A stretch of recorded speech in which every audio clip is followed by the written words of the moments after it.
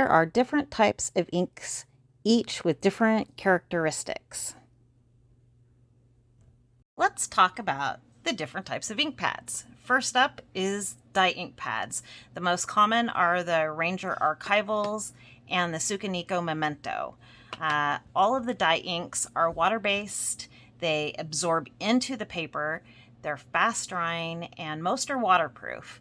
They're best for porous surfaces like regular cardstock. And what they're used most for is for stamping images that will be colored in or for stamping sentiments. They also can be used as a watercolor paint, which I'll show you in a minute.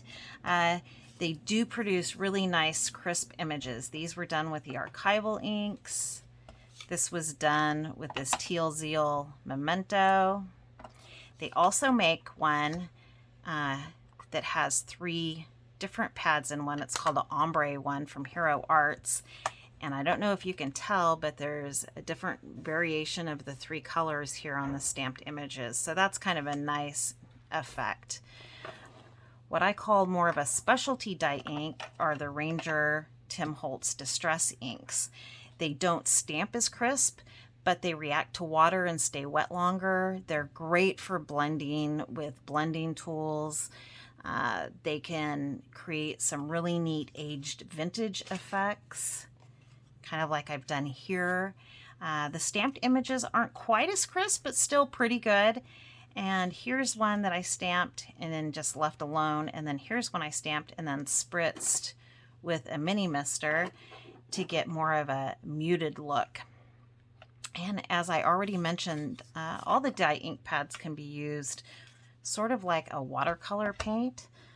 So one way to accomplish this is you can take the ink pad and just scribble it on some type of glass mat or non-stick craft sheet, and then use a water brush or a paintbrush that's been dipped in water, and you can paint with them, which is kind of neat.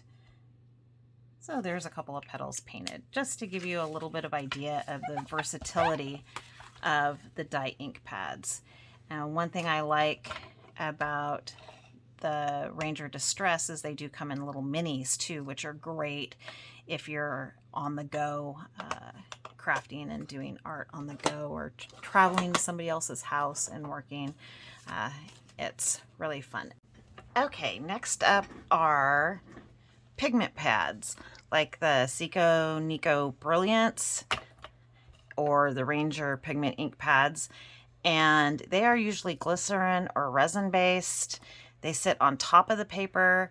They don't soak in as much, so they're slower drying as a result, and they're opaque, so they work on darker colors of cardstock, which is really neat. And because they stay wet longer, you can use them easily with embossing powder. Here's some samples. This is the Sukaniko Brilliance in the Gamma Green on a cardstock that is dark and one that is light. And some of them are sparkly or metallic, like this Brilliance one in Platinum Planet. And you can see it shows up nicely on the black. And then this is the Glacier White Pigment ink. And these really show up really well on dark colors. I really highly recommend the Ranger. Okay, so that is pigment inks. The next ink I want to talk about is solvent ink, and the one that is most common is StazOn. It's super fast drying, it's permanent and fade resistant. It's designed for non-porous surfaces like glass, metal, plastic, or aluminum foil. It does have a smell to it. Some people like it, some people don't. I'm not a huge fan. And if you are using this, you'll need a special cleaner. In fact, StazOn makes a cleaner just for this ink, so it will come off your ink pads easier. And it's not recommended for fabric, and it's not recommended for using with alcohol ink markers. It does stamp really crisp. This happens to be on a glossy cardstock, and it dries so fast you don't have to worry about smearing. I kind of think of it as sort of like a Sharpie and an ink pad. Anything you would use a Sharpie for, you can probably use a StazOn ink pad for. Okay, next up is hybrid inks. They're basically a dye and pigment fusion, and they're semi-opaque. They work great when blending colors because they stay wet a little longer. So if you haven't had good results blending with regular Distress inks, for example, if you try the Distress Oxide, which is a hybrid, you'll find it stays wet longer and you might have a little bit better luck when you're blending.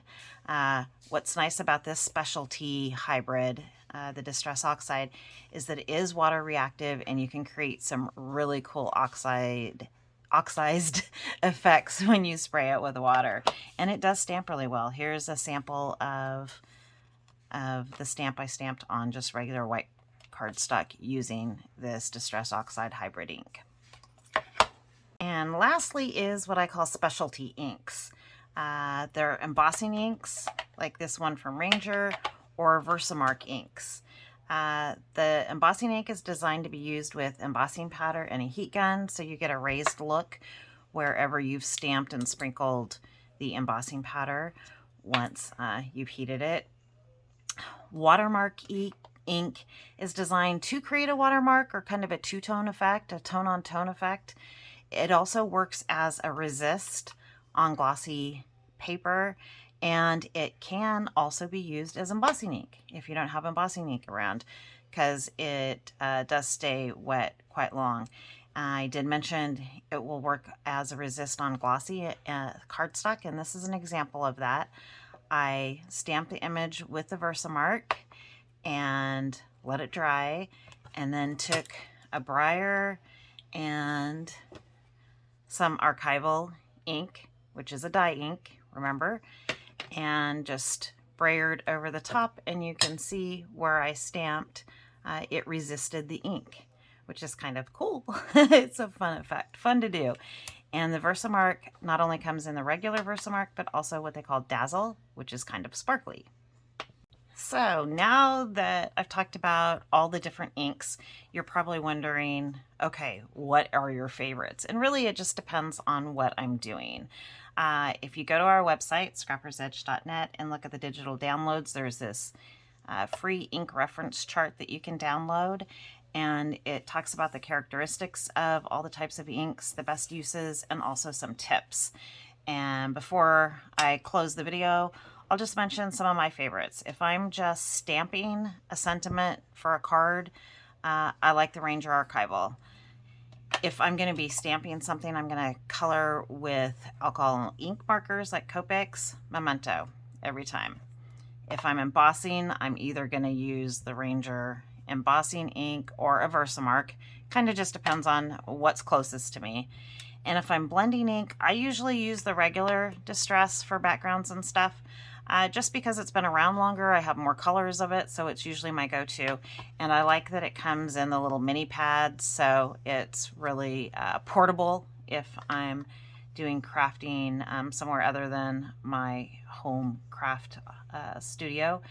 And I also, for blending, do like the Distress Oxides because they are creamier and they blend so smoothly.